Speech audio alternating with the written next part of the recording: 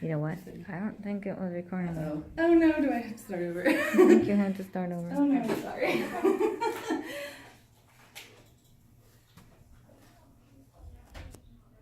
I'll do that faster.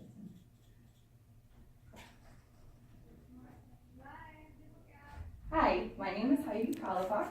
I'm here today to present my action research project that I did on bystander intervention with bullying prevention with middle school age students.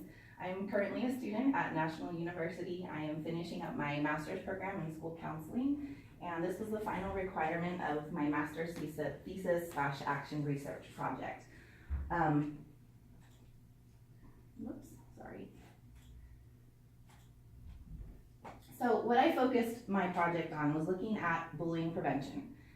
The problem that I focused my project on was the fact that despite all of these school-wide anti-bullying curriculum that is out there, we're still seeing students who are afraid to go to school, afraid to go to school every day and be bullied by someone. They're still missing school daily because of that fear, and for some reason the programs that a lot of the schools use, it's being reported that about 78% of school personnel report that the bullying is still continuing. Either it's remained about the same or some of the occurrences have even increased. So my project focused on why this is happening. What is it that these bullying prevention programs are missing? My project itself I focused on two questions. So the first question was, what is the influence of a bystander intervention training on middle school students' responses to bullying situations? And second, how will a bystander intervention training for middle school students affect the number of bullying situations on campus? So my entire project was looking at an answer to both of these questions. Based on the literature, which there's quite a bit out there on bystander intervention, I was surprised to find as much as I did. But the one thing that stood out was the report that approximately 85% of bullying situations that occur at school really receive no intervention. No adult steps in, a peer doesn't step in, and if there is any intervention, it's usually after the fact. It's already after stuff have happened. And what the research points out is that this is so disturbing because over 80% of the time, there's at least one witness to the occurrence. Okay, so for some reason, despite the fact that there's someone there, there's still no one intervening in it. And just a couple facts. Very few school-wide bullying preventions focus specifically on the behavior of the bystander. It's kind of like the programs get to a certain point. They educate you about what is bullying. They educate you kind of what to do if you're bullied, but it kind of stops there. And so the focus on the bystander intervention is what's going to pull the bystander into the equation. Another fact that prevention efforts are leaving out anywhere between 60 and 70% of the student population. So when those witnesses are left out of the equation, we're losing about 60 to 70% of humans that could step in and intervene.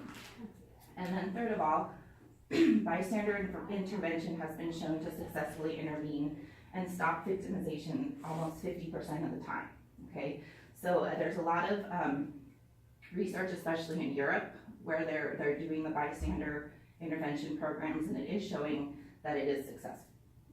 I'm losing my voice, sorry. So, basically, what I did was I gathered the research, focused my problem, and then I needed to somehow put in an intervention. So the intervention that I did, I specifically used the 4 club members who are the Friends of Rachel, which is the Rachel's Challenge little group that the schools kind of make after the program is introduced to the entire school. And they were in I call it a 4-week bystander intervention training. Thank you.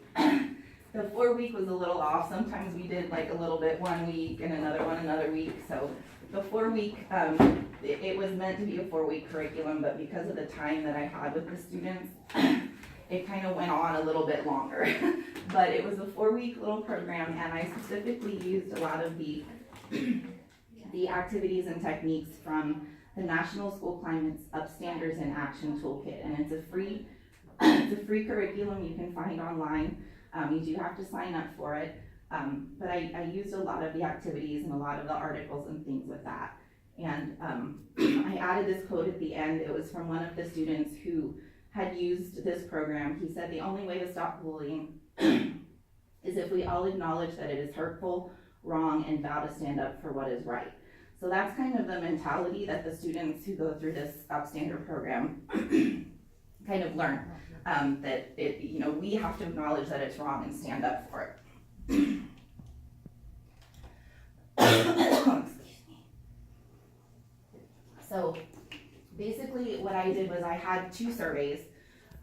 It was the exact same survey that was handed both pre and post intervention, but I had one for students, I had one for staff, and then a lot of the data at the end was kind of observation, me watching the kids, listening to what the kids were telling me and things like that.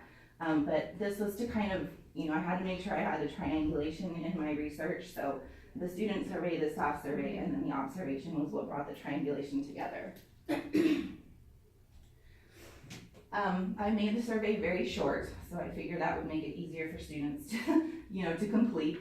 And there's just a few questions that I put up here to kind of show you the results, both pre and post. And again, this is strictly Hillmore Middle School, and this is strictly coming from the students who are in the bully prevention group. So that again was one of my limitations because I worked with such a specific group. But if you kind of look at their responses pre, they do consider bullying to be somewhat of an issue at the middle school. But I think the all of the time and the some of the time, you see a pretty significant shift in that group that I worked with after the intervention. So I think they know either, it's hard to tell data, it could have been just a good day for some of them, who knows. But I think with them kind of having the tools to kind of get through, when they experience or witness an occasion, I think it helped reduce some of what they see happening at school. The other thing that I thought was interesting with the data, if you've intervened in a situation, what did you do? And obviously before I started the intervention, the using distraction, like at the bottom, none of them knew how to do it. So I was pleased to see that the 29% growth, like some of them were starting to use some of the techniques, even though it was in such a short period of time. I also thought it was interesting that some of the numbers from telling a staff member or telling a parent dropped, which is kind of the point of the intervention. We want them to learn the tools themselves rather than run to an adult. So I thought those statistics were interesting. Specifically the staff. I had a hard time involving the staff, and it wasn't any fault of theirs. It was just happened to be the time that I had to work with the kids. It was during lunch, and it was such a small group, and I was there for such a short time. So the only involvement I really had with the staff was the survey. But the big thing that did stand out, a lot of them told me that they hadn't really heard of Bystander-intervention. They didn't really know exactly what it was. So the one thing I was pleased about was at least the awareness in the staff grew a little bit throughout this project. And then overall, there was a little shift in how well the students and the staff together felt that Hillmore Middle School dealt with bullying. There was an improvement, post-intervention, which was what I was hoping for. So again, it was a very limited number. It's kind of like a preliminary study, but I think the numbers here show that there's something there with this bystander intervention. So back to my research questions, the 2 questions that I was looking for an answer to. A focused bystander intervention program is an effective intervention for decreasing the number of bullying situations, and it's an effective way to actively involve students to respond appropriately to bullying situations. And as I mentioned a couple times, it's very important to remember the limitations with this study. It was a very short amount of time. I was with them for a very short amount of time, and it was a very small and targeted group of kids who were already interested in preventing bullying. So it's important to remember those. and the ideas for future research. I think it would be good, seeing these results to get more students involved, get it out more in the generalized student population rather than just focusing on the kids who want to help with bullying. I would like to see, what effect it would have at the elementary level versus the high school level.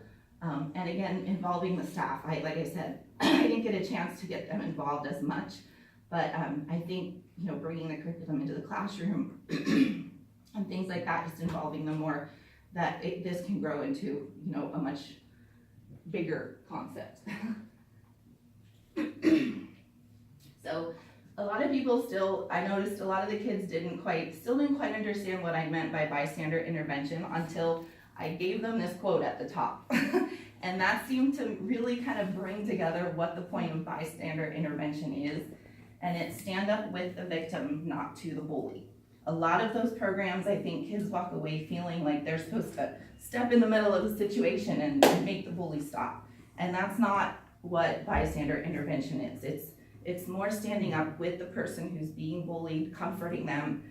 And if you look at the handout that I gave you, this is something that the kids and I made together. Tips for what to do if you are being bullied and what to do if you witness somebody being bullied. So if you want to make copies of that or anything, pass them out. That's totally up for you to use. But again, this quote seemed to really kind of nail it for everybody. Yeah, it's really powerful. I like it. Yes. And then I want to thank everybody, especially, Amy, for letting me do my project at your school. I haven't really had a chance to thank the 4 club members either, but I really appreciate them and the staff. I'm sorry, my voice is the staff completing the surveys and all that. And I really appreciate you guys sitting here and letting me present to you. And then as part of this, I have to do a short little evaluation. So there's 3 questions up there that just require yes or no. And then if you have any thoughts, any questions, or any feedback regarding my presentation, you can just add that at the end. And you don't need to put your name or anything. This is just kind of for me to look back and see what I could do better and improve on. And that's it. Thank you very much. Thank you very much. Very informative.